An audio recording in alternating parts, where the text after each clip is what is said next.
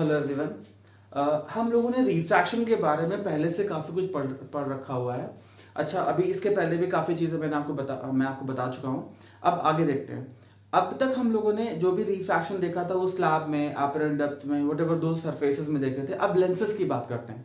हालांकि लेंसेज भी आप पहले से पढ़ चुके हो काफ़ी कुछ, क्लास 10th के सिलेबस में था। तो आप लोगों ने बेसिकली कॉन्वेक्स लेंस और कॉन्केव लेंसेज के बारे में पढ़ा था। वहाँ पे हमने डायरेक्टली आप लोगों को फॉर्मूला बता दिया हुआ था। फिर लेंस फॉर्मूला को यूज करके हम लोगों ने न्यूमेरिकल्स कर लिए थे। बेसिकली अब हमें क्लास 12th में, जैसे हम लोगों ने पहले से देखते हुए आ रहे हैं, डेरिवेशन करके फॉर्मूला ही निकाल रहे हैं। तो हमें अब यहाँ पे ये देखना है कि how we are able to just calculate और डिराइव द लेंस फॉर्मूला। तो उसके लिए पहले हमें ये पता होना चाहिए कि स्फेरिकल सरफेसेस पे रिफ्रैक्शन किस तरीके से हो रहा है, किस तरीके से light ray, how does the light ray being get refracted while this is moving from one medium to another medium in case of spherical surfaces. तो बेसिकली दो टाइप के स्फेरिकल सरफेसेस होते हैं। एक होता है आपका कॉन्वेक्स सरफेस और एक होता है कॉनकेव सरफेस। अच्छा, कॉन्वेक्स सरफेस, जब हमने कॉन्वेक्स लेंस पढ़ा था तो हमने बेसिकली उसमें दो टाइप की इमेजेस देखी थी। एक देखी थी रियल इमेज, एक देखी थी दो टाइप की इमेजेस देखी थी। एक देखी थी वर्चुअल और एक देखी थी रियल। ठीक है, यहां पे इसी वजह से हमें कॉन्वेक्स सरफेस में बेसिकली चार टाइप के केसेस मिलते हैं जहां पे हम ये पढ़ सकते हैं कि किस तरीके से लाइट रे रिफ्रैक्ट होगी या उसका बिहेवियर कैसा होगा। पहला, व्हेन द ऑब्जेक्ट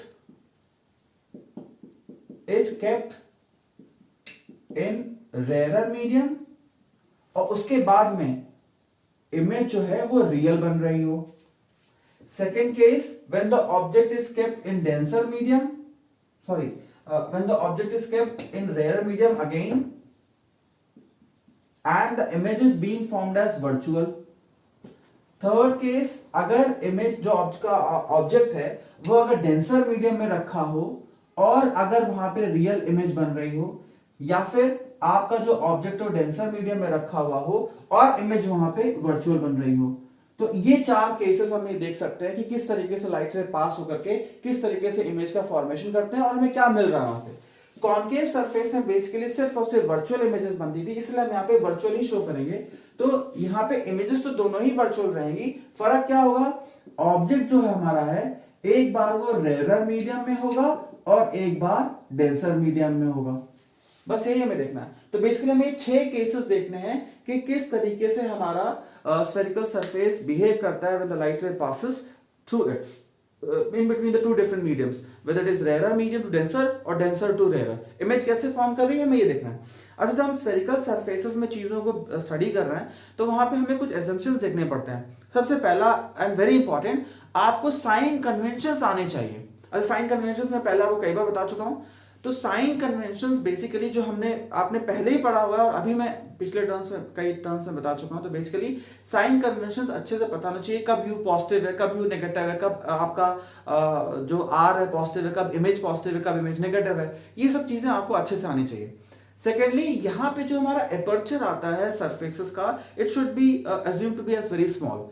एंगल्स जो फॉर्म कर रहे हैं ऑब्जेक्ट से या इमेज जहां बन रही है, वो एंगल्स हम लोगों को ये लेट करना पड़ता है angles are very small, so that जो ट्रिग्नोमेट्रिक रेशियो जो हम बना रहे हैं या यूज कर रहे हैं वो इजीली पॉजिटिवली हम यहाँ पे यूज कर सकें। एंड जो ऑब्जेक्ट है वो आपको पॉइंट ऑब्जेक्ट लेट करना पड़ता है। तो ये चार अजम्पशंस लेट करने पड़ते हैं, अच्छे से आना चाहिए। Sine conventions, object should be a point object, angles बहुत स्मॉल होने चाहिए और एपर्चर छोटा होना चाहिए। अगर एपर्चर छोटा हो जाएगा तो फिर आपके जो एंगल्स जो हम एज्यूम कर रहे हैं छोटे, वो अपने आप हो जाते हैं, फिर उसमें उतनी प्रॉब्लम नहीं आती है।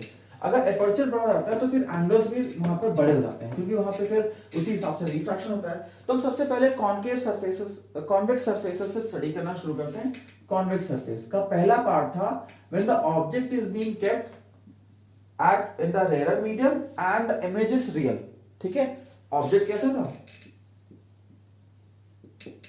Object in rare medium and the image is real. अच्छा, यहाँ पे आपको जो बहुत अच्छे समझने वाली चीज है वो ये है, आपको डायग्राम्स बहुत अच्छे से समझ में आना चाहिए। आपको ये पता होना चाहिए कि रे डायग्राम्स में लाइट रे किस तरीके से किस तरफ को जा रही है, किस तरफ को बेंड हो रही है, नॉर्मल कैसे बन रहा है, इमेज कहाँ बन रही है, ये सब पता होना चाहिए। तो इसके लिए ये छोटी सी चीजें हैं, आप पिछले वीडियोस में जाकर के आप आसानी से देख सकते हो। तो शुरू करते हैं। कॉन्वेक्स सरफेस की बात हो रही है, तो ये रहा convex surface, aperture A B, this is the principal axis, this is the pole. मान लेते हैं ये रहा आपका ऑब्जेक्ट, पोल से काफी दूर रखा हुआ है और ये यहां पे इसने इंसिडेंट करा है, तो ये अल्फा एंगल से जा रहा होगा। अब जब सरफेस स्फेरिकल है तो अगर हम इसे नॉर्मल बनाते हैं तो नॉर्मल जो है वो आपका सेंटर ऑफ कर्वेचर पे जाता है, ठीक है। This is N normal.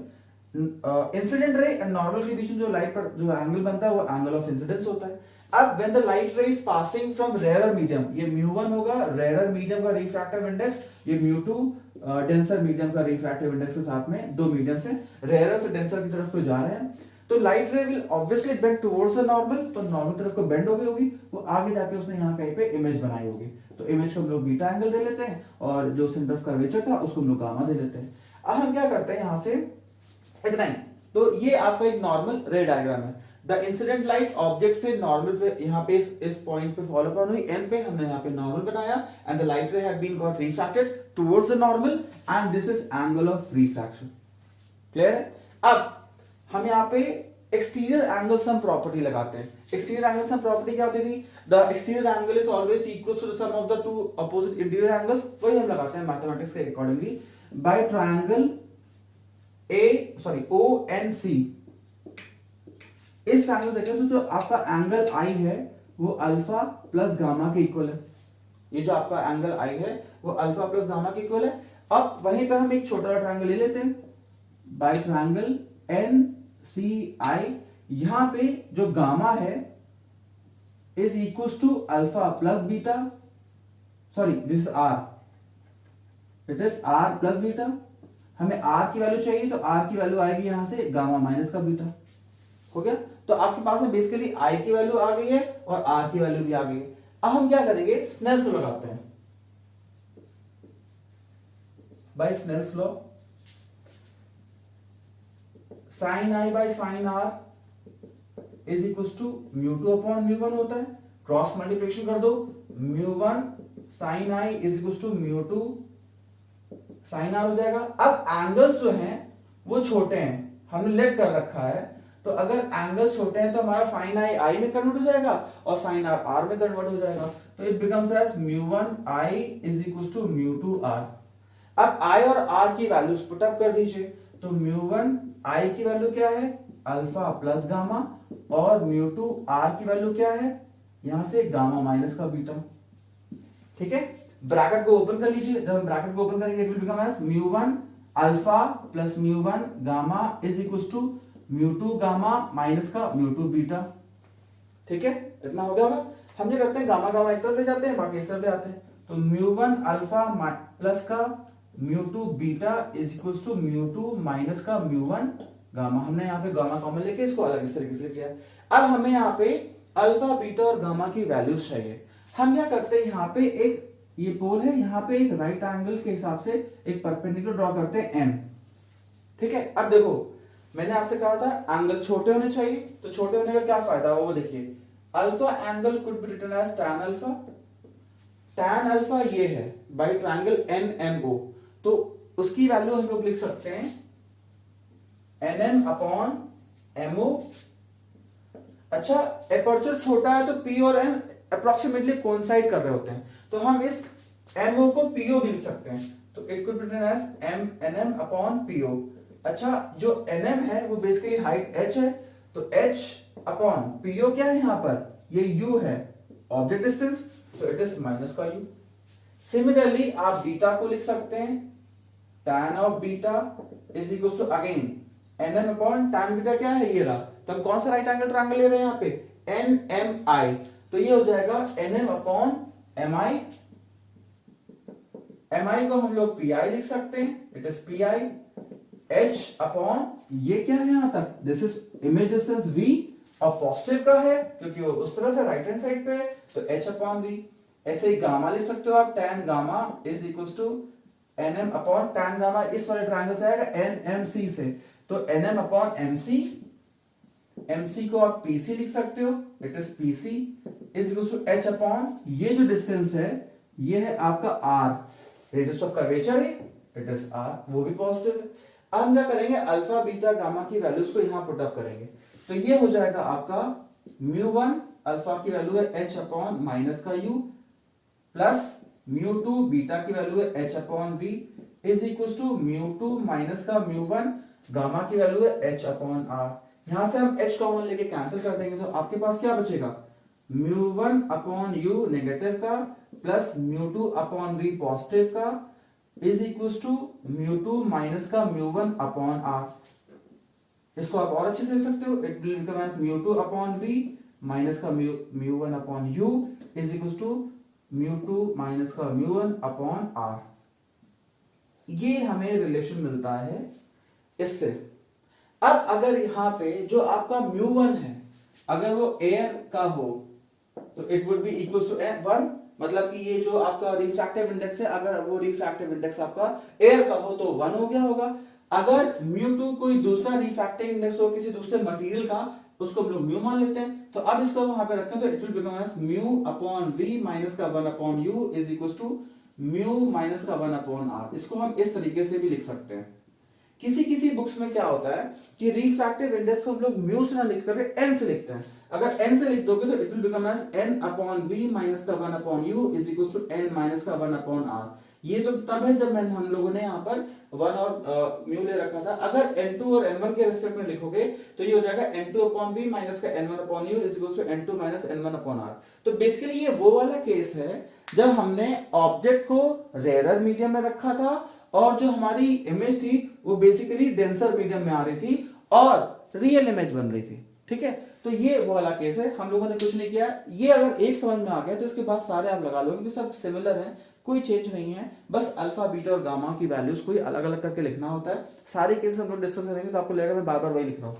तो बेसिकली यहां से हमने कुछ नहीं करा, पहले प्रॉपर डायग्राम बनाया, एक्सटीरियर एंगल्स एंड प्रॉपर्टीज आई और आर की वैल्यू निकाली, फिर स्नेसो लगाया, साइन आई को हटाया, I1 I2 रखा, वैल्यूज पुट अप करी, अल्फा बीटा गामा के रेस्पेक्ट में वैल्यूज लाए, फिर मैं परपेंडिकुलर ड्रॉ करके राइट एंगल्स से ट्रिग्नोमेट्रिक रेशियोज लगा करके अल्फा बीटा और गामा की वैल्यूज निकाली, उनको रखा साइन कन्वेंशंस के अकॉर्डिंगली, फिर उनको सॉल्व आउट किया और हमें ये मिल गया।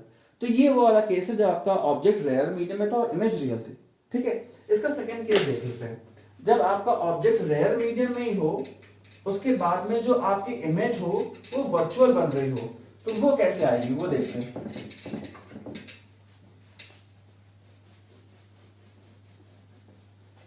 आपके वो 4 केसेस हैं वो बिल्कुल सिमिलर हैं, उसमें कोई डिफरेंस नहीं है, बस सिर्फ और सिर्फ डायग्राम का ही थोड़ा सा एक हेर फेर रहता है और कुछ नहीं। उसके बाद में आपको सिर्फ और सिर्फ अल्फा बीटा गामा की वैल्यूज को ढंग से निकालना पड़ता है। साइन कन्वेंशन को बहुत ध्यान रखना पड़ता है क्योंकि साइन कन्वेंशन आपके चीजों को वहां पे गड़बड़ कर देता है। अगर साइन कन्वेंशन आपका सही है तो फिर आप आराम से चीजों को सही से लिख सकते हो। देखो अगर हम यहाँ पे अब डेंसर मतलब कि ऑब्जेक्ट को अगर हम रेयर मीडियम में रख रहे हैं, see again it is convex lens, convex surface sorry, A B aperture है, ये आपका प्रिंसिपल एक्सिस है। ठीक है, ये आपका पोल। अब हम क्या करते हैं, जो हमारी यहाँ पे जो ऑब्जेक्ट है वो बेसिकली पोल के थोड़ा पास में आती है। This is O object. पहले क्या था, ऑब्जेक्ट बहुत दूर था, अब उसको पास में लेकर आए। अब क्या हो रहा है, यहां से लाइट रे इस पे इंसिडेंट हुई। ठीक है, ये हमने बनाया नॉर्मल ऐसा, तो ये एंगल ऑफ इंसिडेंस हो गया, ये सेंटर ऑफ कर्वेचर सी आया, इसको हमने अल्फा मान लिया। ओके, अब जब ये रेयर से डेंसर में जा रही है तो ऑब्वियसली ये नॉर्मल तरफ को बेंड हो रही होगी, तो ये जो लाइट है वो ऐसी बेंड हुई होगी। जब ऐसा बेंड हो रहा है तो इसको हम पीछे बना लें तो इसकी इमेज यहां कहीं बनेगी। ठीक है, अब दिस इज एंगल बीटा, आप इसे लेट कर लो, एंड दिस इज गामा। यहां पे ये पूरा एंगल आई था, ये रहा नॉर्मल आपका, ये वाला केस। तो जब ये नॉर्मल था और ये आपकी रिफ्रैक्टेड लाइट रे है, तो रिफ्रैक्टेड लाइट रे और नॉर्मल के बीच में एंगल बनेगा आपका आर। क्लियर है?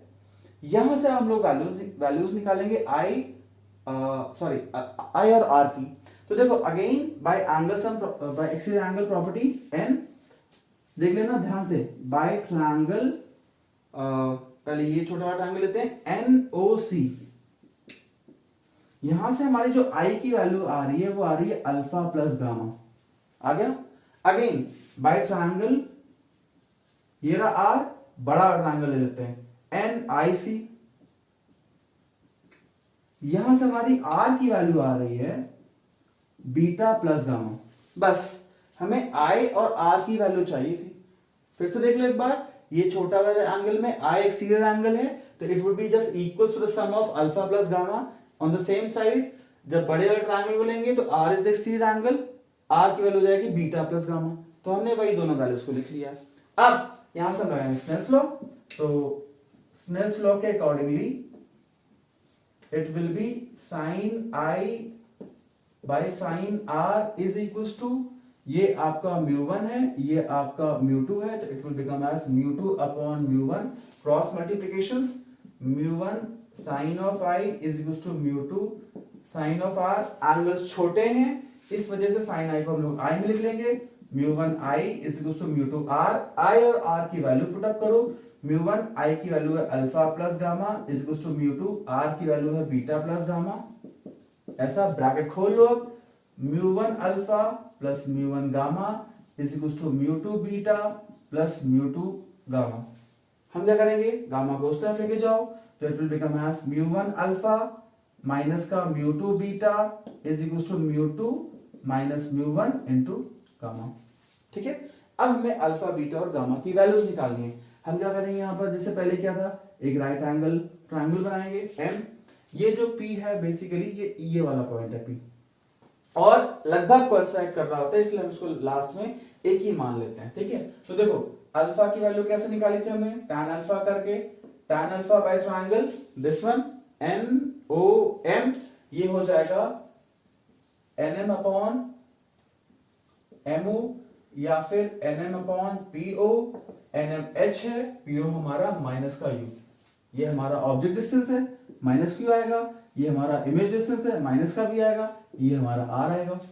ठीक है। ऐसे तो अब देखो बीटा निकालो, it would be equals to tan of beta, it is again equals to NM upon beta angle ये वाला है, तो ये देखा NIM वाला ट्रायंगल आएगा, NIM वाला, तो it is NM upon MI। ये जो MI है वो PI के इक्वल होगा अप्रोक्सीमेट, तो H अपॉन माइनस का भी। ऐसे ही गामा की वैल्यू निकालो, ये tan गामा हो जाएगा, इट इज NM अपॉन, ये है गामा, तो NM अपॉन PC या MC लिख सकते हो आप, इट इज MC, वो PC के इक्वल हो जाएगा, it is H upon R। Positive का है वहां पे, तो पॉजिटिव लिख लिया। अब हमें ये सारी वैल्यूज इसमें पुट अप करनी है, तो जगह μ1 अल्फा की वैल्यू क्या है, H अपॉन माइनस का U, फिर माइनस का μ2 बीटा की वैल्यू क्या है, H अपॉन माइनस का V is equals to μ2 minus का μ1 गामा की वैल्यू क्या है, H अपॉन R। ऐसा हो गया। हम क्या करेंगे, H कैंसिल कर देंगे, तो इट इज माइनस का μ1 अपॉन U प्लस का μ2 upon V is equals to μ2 minus का μ1 अपॉन R। इतना आ गया। इसको और सही से लिख लो, μ2 अपॉन V माइनस का μ1 upon U is equals to μ2 minus का μ1 अपॉन R। ये आया हमारा फॉर्मूला, जो पिछला वाला था बिल्कुल सिमिलर, वैसे इसमें कोई चेंज नहीं आया है। अगर ये n के रेस्पेक्ट में लिखना चाहते हो, जहां पे आपको कहीं रिफ्रैक्टिव इंडेक्स n माना जा रहा हो, तो it could be written as n2 upon V minus का n1 upon U is equals to n2 minus का n1 अपॉन R।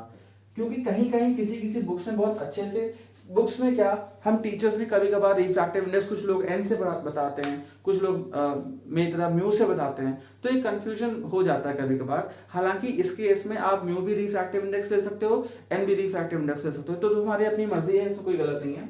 तो बेसिकली हमने इसमें फिर से वही किया हुआ है, पहले डायग्राम बनाया, I और R की वैल्यू निकाली, स्नेल्स लॉ लगाया, क्रॉस मल्टीप्लिकेशन किया, वैल्यूज निकाली, सॉर्ट आउट करा, उसके बाद में अल्फा बीटा गामा की वैल्यूज निकाली, एंड फाइनली इसने पुट आउट कर दिया, and you got the value.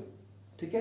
तो ये तब आया है जब हमारा ऑब्जेक्ट रेयर मीडियम में रखा हुआ था, इमेज जो थी वो आपकी कैसी बन रही थी, वर्चुअल। ठीक है। इमेज कैसी बन रही थी, वर्चुअल।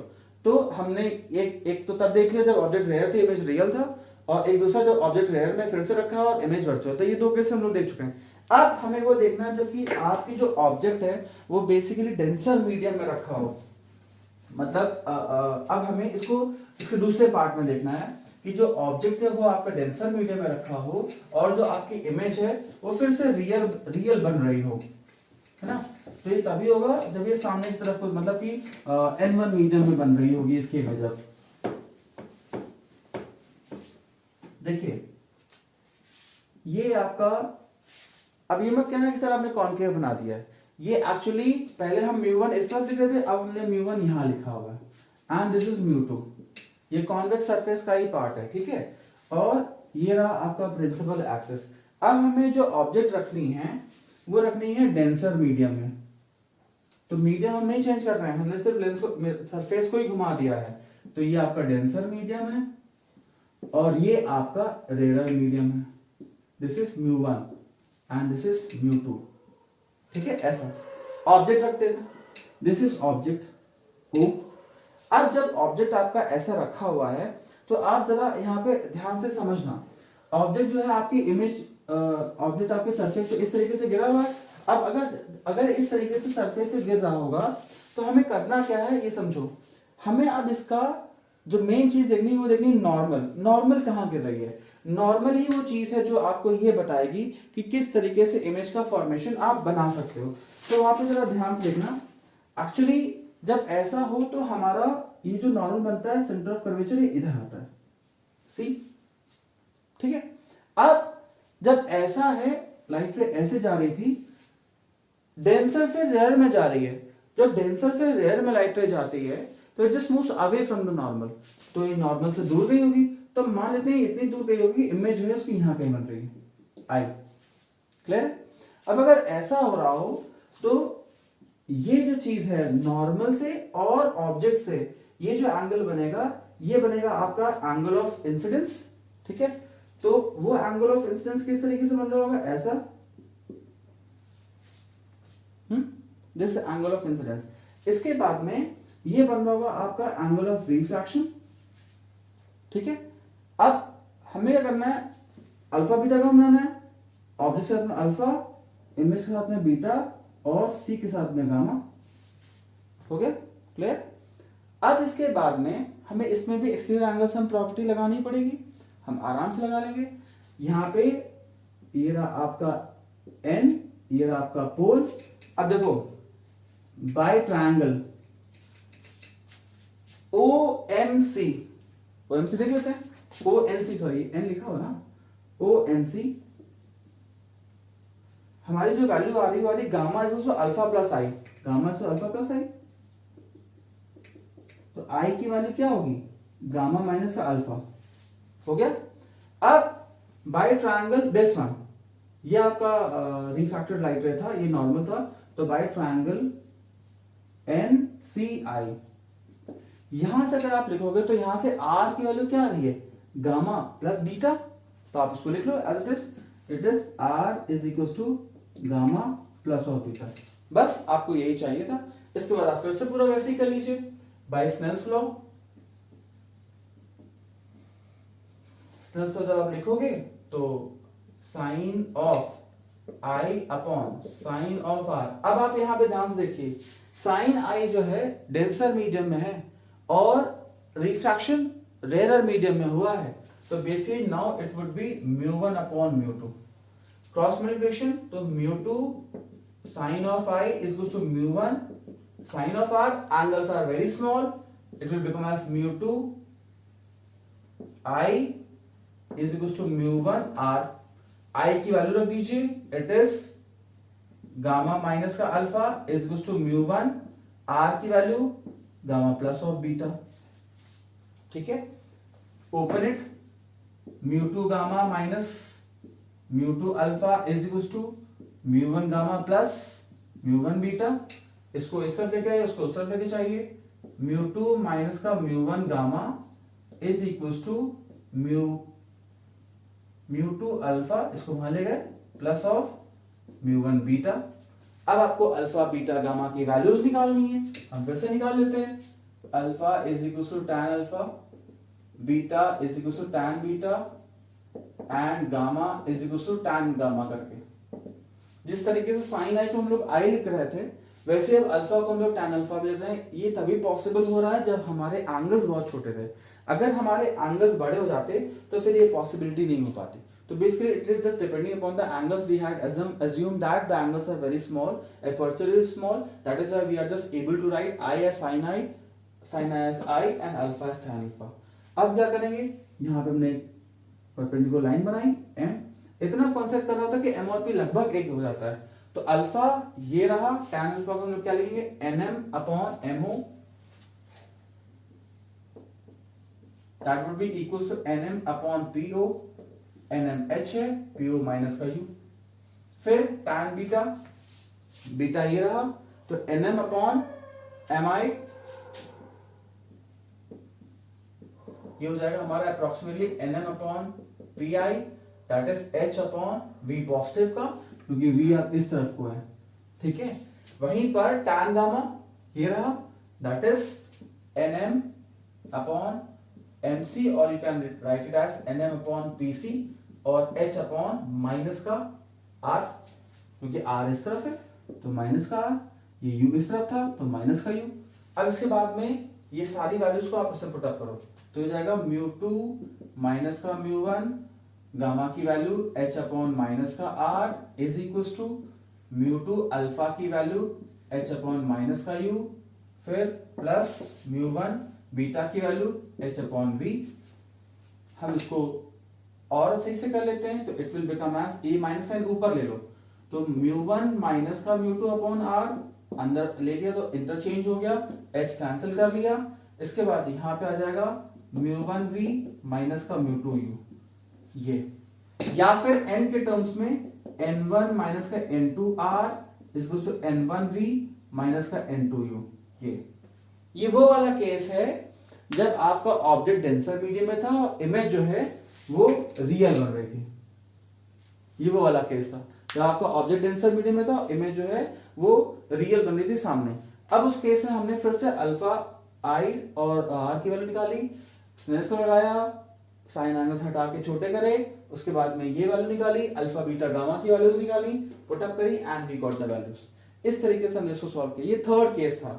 इसका एक लास्ट का केस और बचा हुआ है, ये आप वीडियो पॉज करके देख लेना, मैं जल्दी इसे रब कर देता हूँ क्योंकि वो actually it is a huge, we are having 6 number of derivations, ये 3 ही हुए अभी, मैं चाहता हूँ इसी में खत्म हो जाए। तो ये इसका थर्ड केस था कि जब आपका ऑब्जेक्ट डेंसर मीडियम में था और इमेज रियल बन रही थी। अच्छा, इसका और केस भी हो सकता है जब, लास्ट केस है इसका, जब ऑब्जेक्ट डेंसर मीडियम में ही हो, ठीक है, और जो इमेज है वो वर्चुअल बन रही हो। इसका ये फोर्थ केस होगा जब ऑब्जेक्ट जो डेंसर मीडियम में ही हो और इमेज कैसी बन रही है, वर्चुअल। अच्छा, इस केस में क्या होगा, जब आपकी इमेज वर्चुअल बन रही होगी तो यहां पे जो हमारा, बना लेते हैं पहले,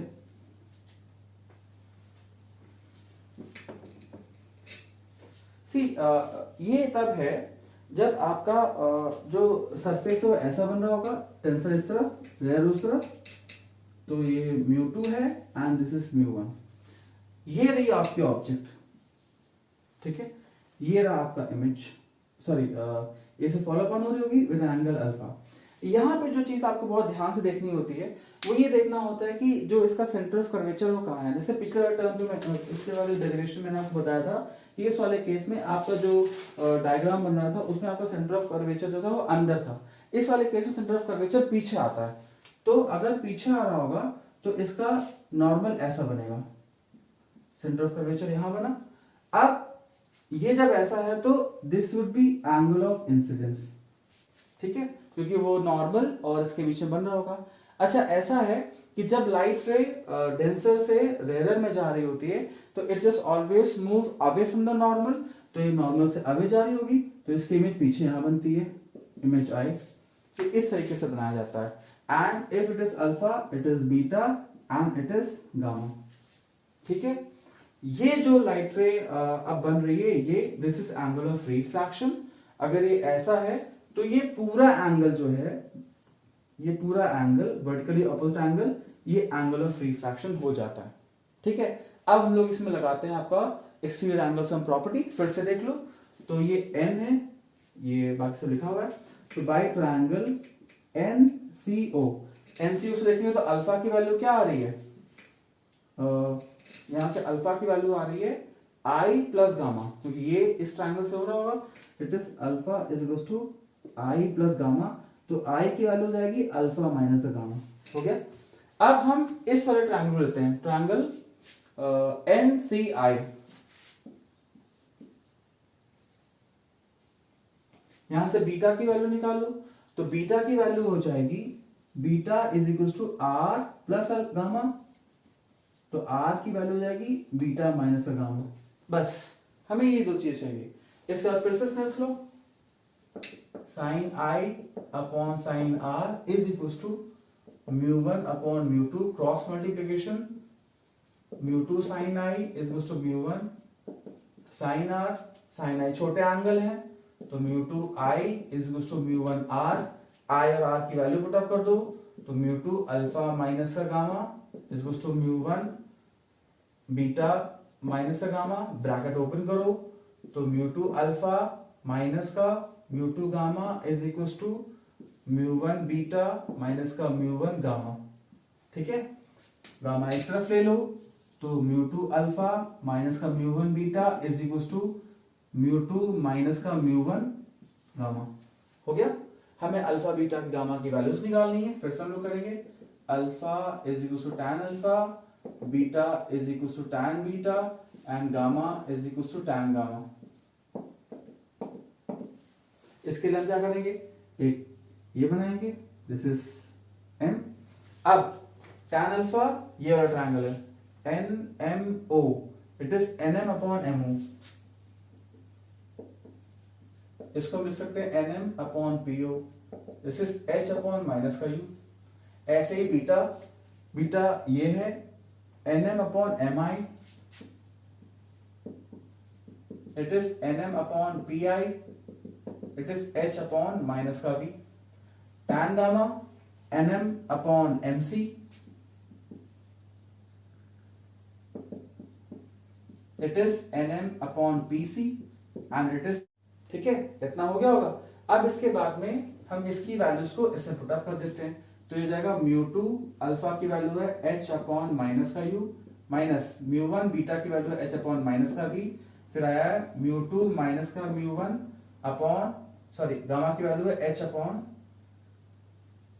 माइनस का R, H कैंसिल, सबसे नेगेटिव साइन भी कैंसिल कर लेते हैं, सब में वैसे ही है, तो mu two upon u minus का mu one upon V is equal to mu one minus का म्यू टू अपॉन आर आ जाता है। इतनी सी बात है बस। तो सेम एज ये भी पिछले वाले क्वेश्चंस की तरह ही है, इसमें कुछ खास चेंजेस नहीं आए। तो ये दिस इज द केस। हम लोगों ने यहाँ पे देखा कि ऑब्जेक्ट डेंसर मीडियम में था और इमेज कैसी थी, वर्चुअल। तो ये चार केसेस देख लिए हमने।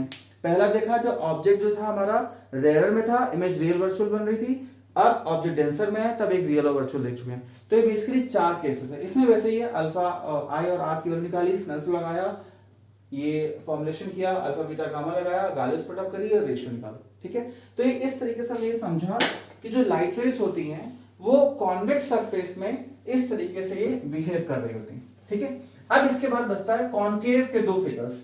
सी कॉन्केव के जो दो फिगर्स हैं बेसिकली वो उसमें हमें बहुत अच्छे से पता है कि कॉन्केव में सिर्फ और सिर्फ वर्चुअल इमेजेस ही बनती हैं, तो हमने उसमें वर्चुअल इमेजेस ही बनानी है। हाँ, ऑब्जेक्ट को आप रेयर और डेंसर में अलग अलग तरीके से रख सकते हो, तो वही हम काम यहाँ पे करेंगे। सिर्फ ऑब्जेक्ट को ही यहाँ से वहां चेंज करके रखेंगे, बाकी सब वैसे का वैसे ही रहेगा। ठीक है, तो let's see in case of concave surface. See, concave surface में पहला case when the object is kept at in real medium।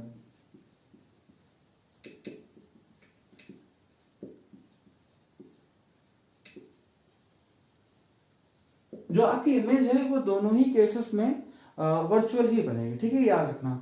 तो हम बनाते हैं concave surface.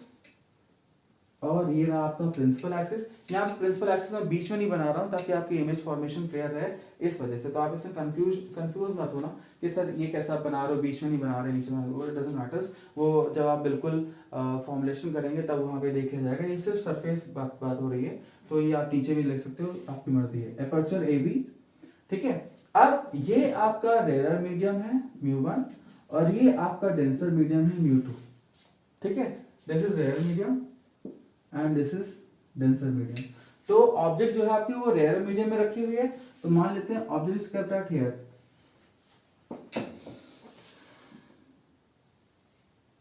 This is pole, ये आपके ऑब्जेक्ट।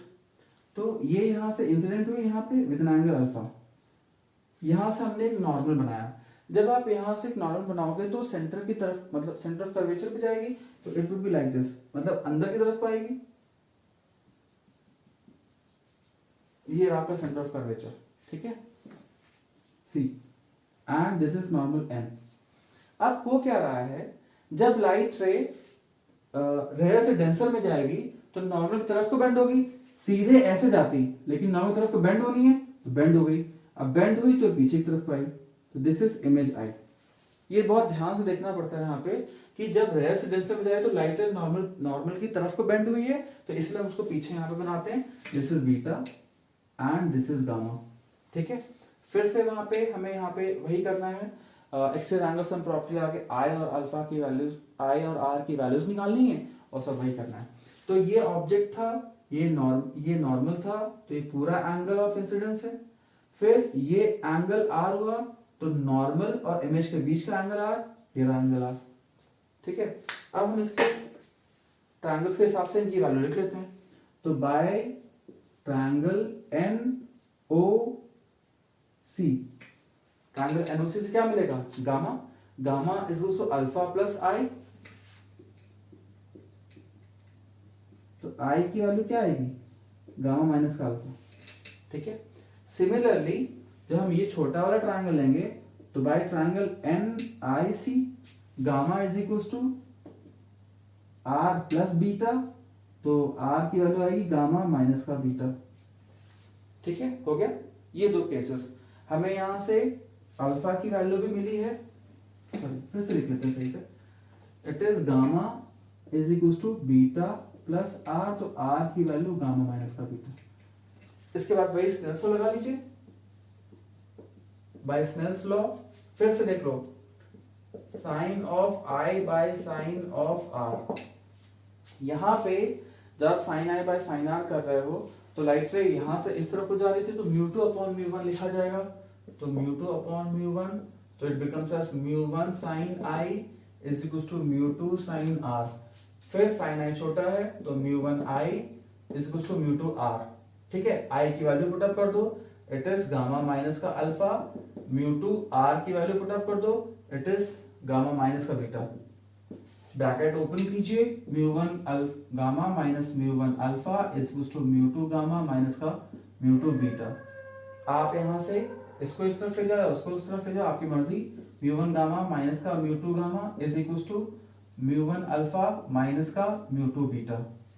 कॉमन ले लीजिए, तो μ1 माइनस का μ2 gamma is equal to μ1 alpha minus का μ2 बीटा, ठीक है। फिर यहां से हम वही निकालेंगे, alpha is equal to tan alpha, beta is equal to tan beta. सब में वही केस हो रहा है, मैं बार बार वही चीज लिख रहा हूँ, तो आपको थोड़ा सा इरिटेशन भले ही हो, लेकिन जो आप खुद से लिखोगे तो हर बार ये आपको करने में थोड़ी सी प्रॉब्लम हो सकती है। बाकी ये जब आप 3-4 बार लिख लोगे तो आपको ऐसे ही याद हो जाएगा। अगर किसी एक जगह पे कोई भी एक पार्ट का डेरिवेशन पूछ लिया गया तो छूटना नहीं चाहिए ना, तो इट इज वेरी नेसेसरी कि आप इसको 4-5 बार लिख लें, तो उससे आपको प्रॉपर्ली याद भी हो जाएगा और समझ में तो आ ही जाएगा। तो यहाँ पे हम निकालेंगे, तो यहाँ पे हमने क्या किया, एक लाइन बनाई है m, फिर से tan अल्फा मतलब ये वाला, तो nm upon PO that is h upon minus, पूरा लिख लेते हैं, it is nm upon mo, ये हो जाएगा nm अपॉन पीओ के अकॉर्डिंगली, क्योंकि m और p कोइंसाइड कर रहा होता है, एपर्चर छोटा है, इस वजह से वो एक ही पॉइंट मान लेते हैं। It becomes equal to h upon minus का u, ये हाइट h है, ऑब्जेक्ट से पोल का distance u negative, nm upon beta ये है, that is N M upon M I. तो एम आई लिख लिया आपने, it is N M upon P I, it could be written like this. तो एच अपॉन माइनस का भी image बना रहा था, ऐसे ही एन एम अपॉन गामा ये वाला एंगल है, तो it is M C, it becomes as nm upon pc और it could be written as h upon minus का r। सारी वैल्यूज इसमें पुट अप कर दीजिए। तो μ1 माइनस का μ2, गामा की वैल्यू h अपॉन माइनस का r इज इक्वल टू μ1 की वैल्यू, सॉरी अल्फा की वैल्यू है h अपॉन माइनस का u माइनस μ2 बीटा की वैल्यू है h अपॉन माइनस का भी, यहां से h कैंसिल, नेगेटिव नेगेटिव भी सब में बराबर लगा हुआ तो कैंसिल कर लेते हैं। तो μ1 माइनस का μ2 upon r is equal to μ1 upon u minus का μ2 अपॉन v। ये आता है उस केस में जब आपका ऑब्जेक्ट डेंसर में रखा हो, इमेज वर्चुअल बन रही, सॉरी रेयर में रखा हो, ऑब्जेक्ट रेयर में रखा हो, इमेज वर्चुअल बन रही हो, और हम बात कर रहे हैं कॉनकेव सरफेस की। ठीक है, तो ये उसका बिहेवियर है। सेम एज इसका लास्ट में एक और जो हमारा डेरिवेशन वाला पार्ट बच जाता है, वो बिहेवियर शो करता है हमारा जब हमारा ऑब्जेक्ट ही डेंसर में रखा हो और इमेज तो वर्चुअल बनी रही है क्योंकि कॉनकेव सरफेस है। ठीक है, तो इसका लास्ट पार्ट और है, वो भी देख लीजिए। जब आप इतनी चीजें कर लोगे, जब आपको ये प्रॉपर्ली समझ में आ जाएगा, तब उसके बाद जो है आप यहां से लेंस मेकर्स फॉर्मूला को डिराइव करने में आपको प्रॉब्लम नहीं आएगी। ये इस वजह से इतना करा जा रहा है, object is in denser medium. ये केस बात हो रही है कॉनकेव सरफेस की। ठीक है, जब आपका ऑब्जेक्ट ही डेंसर मीडियम में रखा हुआ है तब। तो पहले आप कॉनकेव सरफेस बना लीजिए ऐसा, ये μ2 है डेंसर मीडियम में, ये μ1 है रेयर मीडियम में, ये आपका पोल और ये रहा आपका ऑब्जेक्ट। अच्छा, इस केस में आपको बहुत अच्छे से समझना पड़ेगा कि छोटी सी चीज है, इसमें जो आपका सेंटर ऑफ कर्वेचर होता है वो उस तरफ को जा रहा है। बड़ी बात ये है, ये रहा आपका इंसिडेंट लाइट रे, सेंटर ऑफ कर्वेचर ऐसा गया, तो ये normal, this is centre of curvature. अच्छा, डेंसर से रेयर में जा रही है, जब लाइट रे डेंसर से रेयर में जाती है तो it will move away from the normal, तो ये ऐसे जाकर के ऐसे जाती है, इसलिए पीछे आती इमेज यहां बनती है। इसीलिए इस केस में भी इमेज आपकी वर्चुअल ही बन रही है क्योंकि it is just moving away from the normal. तो ये आपका आई था, ये आपका alpha, this is beta and this is gamma. ठीक है, आर क्या है आपका यहां पे, दिस इज आर। ठीक है, नॉर्मल और रिफ्रैक्टेड लाइट रे के बीच का एंगल आर। अब यहां पर आप फिर से, this is N, this is P, N P, फिर से हम लोग आई और आर की वैल्यू निकालते हैं। तो सबसे पहले हम लोग ट्रायंगल लेंगे, बाय ट्रायंगल आई निकालना है, N O C, I is equal to alpha plus gamma. ठीक है, I so alpha plus gamma. Similarly अब हम ट्रायंगल लेंगे छोटा वाला, तो यहां से लेंगे बाय ट्रायंगल एन आई सी, यहां से हमारी जो वैल्यू आएगी आर की, वो आएगी R is equal to alpha plus of beta. दोनों ही पॉजिटिव केसेस में, यहाँ कोई नेगेटिव वाला केस आ ही नहीं रहा है। अब इसको हम लोग जो है वापस से स्लेंस लगा करके पूरा सेम एज वैसे ही कर लेंगे। तो sine of I upon sine of R is equal to μ1 upon μ2। ठीक है, cross multiplications, μ2 sine of I is equal to μ1 sine of R, sine I छोटा है तो μ2 I is equal to μ1 R. यहां से हम आई और आर की वैल्यू पुट अप कर देंगे, तो μ2 alpha plus gamma is equal to μ1 beta plus gamma, open it, तो μ2 gamma plus μ2 alpha is equal to μ1 beta plus μ1 gamma. इधर उधर कर लो, तो μ2 minus of μ1 gamma is equal to μ1 beta minus of μ2 alpha. ठीक है, अल्फा बीटा गामा की values निकाल लीजिए, alpha is equal to tan alpha and similarly beta is equal to tan beta and gamma is equal to tan gamma. फिर से यहां पे हम लोग वही करेंगे, nm बनाएंगे, अल्फा के लिए वो हो जाएगा nm upon mo, that is N M upon P O. अभी आपको वैसे ही याद हो गया होगा देख देख करके, तो एच अपॉन माइनस का यू। बीटा के लिए होगा n M upon M i is equal to n M upon P i, that is h upon minus का v, and it is N M upon m c, तो n M upon p c, it is h upon positive का r, क्योंकि उस तरफ जा रहा है positivity की तरफ को। वैल्यूज पुट अप कर दो, म्यू टू माइनस का mu one h upon r is goes to mu one h upon minus का वी माइनस का mu two upon alpha h upon minus का यू। ठीक है, तो यहां से सही से लिख लेंगे, एच एच कैंसिल कर देंगे, तो it is mu two minus का mu one upon r is equal to mu two upon u minus का म्यू वन अपॉन वी। ये आ गया है, हमने पॉजिटिव कर दिया, इसको इधर लिख दिया, इसको इधर नेगेटिव इधर कैंसिल इधर ट्रांसफर कर दिया। तो बेसिकली ये हमारा ये शो हुआ कि इसके थ्रू हमें ये बिहेवियर शो हुआ है। तो ये इस हिसाब से हमने 6 टाइप की चीजें देखी हैं, 6 टाइप का बिहेवियर देखा है कि लेंस स्फेरिकल सरफेसेस में अगर आपकी ऑब्जेक्ट रेयर में रखी हो, डेंसर में रखी हो, इमेज रियल वर्चुअल जैसे बन रही हो, तो उसमें इस तरह की चीजें हमारी आती हैं।